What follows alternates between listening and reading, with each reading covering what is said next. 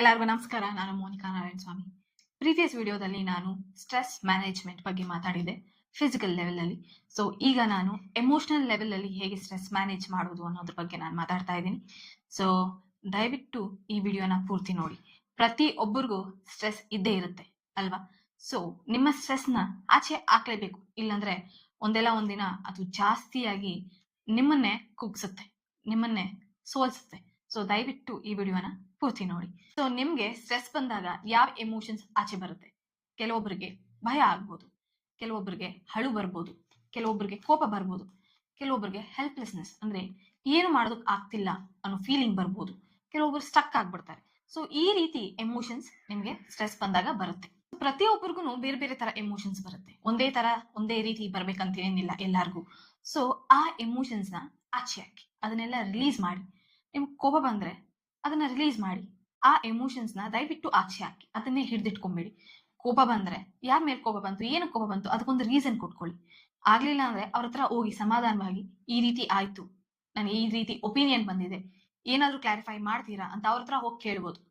ಭಯ ಆದ್ರೆ ಧೈರ್ಯ ತಂದ್ಕೊಳ್ಳಿ. ಏನೆಲ್ಲ ಭಯ ಆಗ್ತಿದೆ, ಯಾಕೆ ಭಯ ಆಗ್ತಿದೆ ಅನ್ನೋದ್ರ ಬಗ್ಗೆ ಯೋಚನೆ ಮಾಡಿ ಅದಕ್ಕೊಂದು ಪರಿಹಾರ ಹುಡ್ಕೊಳ್ಳಿ.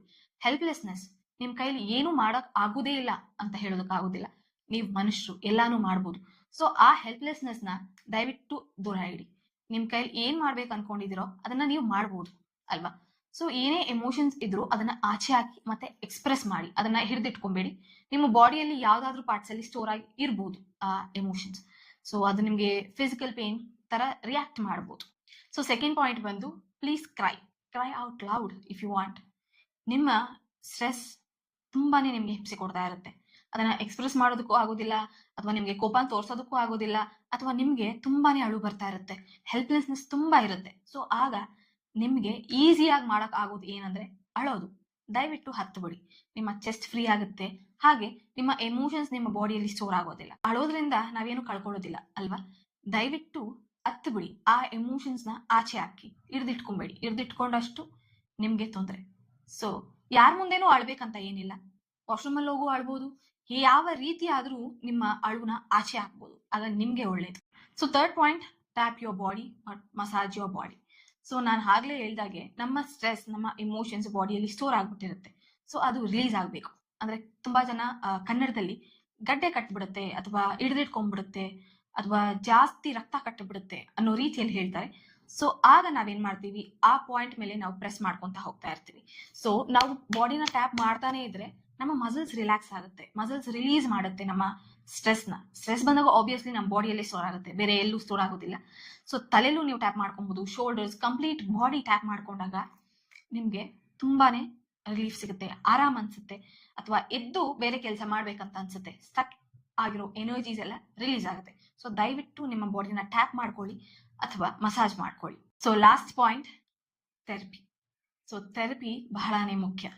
ನಮ್ಗೆ ಸ್ಟ್ರೆಸ್ ಅಂತ ಬಂದವ್ರಿಗೆ ಕೆಲವೊಂದು ಟೆಕ್ನಿಕ್ಸ್ ಇದೆ, ಅದನ್ನ ಯೂಸ್ ಮಾಡಿದಾಗ ಎಷ್ಟೋ ವರ್ಷದಿಂದ ಸ್ಟೋರ್ ಆಗಿರೋ ಎಮೋಷನ್ಸ್ ಒಂದೇ ಸೆಷನ್ ಅಲ್ಲಿ ಆಚೆ ಹೋಗಿದೆ.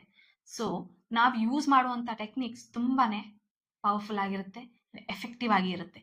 ಅಂಡ್ ಆಲ್ಸೋ ಟಾಕಿಂಗ್ ಥೆರಪಿ, ಮಾತಾಡಿ ನಿಮಗೆ ಪರಿಹಾರ ಸಿಗುತ್ತೆ. ನಿಮ್ಮ ಎಮೋಷನ್ಸ್ ಎಲ್ಲ ಆಚೆ ಬಂದಾಗ ಎಷ್ಟೋ ವರ್ಷದ ನೋವುನು ನಿಮಗೆ ಕಾಡ್ತಾ ಇದ್ರೆ ಅದೆಲ್ಲ ಆಚೆ ಬರುತ್ತೆ. ಸೊ ಟಾಕಿಂಗ್ ಥೆರಪಿ ನಾವ್ ಯೂಸ್ ಮಾಡುವಂತ ಟೆಕ್ನಿಕ್ಸ್ ತುಂಬಾನೇ ಎಫೆಕ್ಟಿವ್ ಆಗಿರುತ್ತೆ. ಸೊ ದಯವಿಟ್ಟು ಥೆರಪಿನ ತಗೊಳ್ಳಿ. ಸೊ ನಾನು ಲಾಸ್ಟ್ ವಿಡಿಯೋದಲ್ಲಿ ಫಿಸಿಕಲ್ ಲೆವೆಲ್ ಅಲ್ಲಿ ಹೇಗೆ ಹೀಲ್ ಮಾಡೋದು, ಸ್ಟ್ರೆಸ್ ನ ಅನ್ನೋದ್ರ ಬಗ್ಗೆ ಮಾತಾಡಿದ್ದೀನಿ. ಸೊ ಈ ವಿಡಿಯೋದಲ್ಲಿ ಎಮೋಷನಲ್ ಲೆವೆಲ್ಸ್ ಅಲ್ಲಿ ಹೇಗೆ ನಮ್ಮ ಸ್ಟ್ರೆಸ್ ನ ಹೀಲ್ ಮಾಡ್ಕೊಳೋದು ಅನ್ನೋದ್ರ ಬಗ್ಗೆ ಕೂಡ ಮಾತಾಡಿದ್ದೀನಿ. ಸೊ ದಯವಿಟ್ಟು ಪ್ರೀವಿಯಸ್ ವಿಡಿಯೋನ ಹೋಗಿ ನೋಡಿ.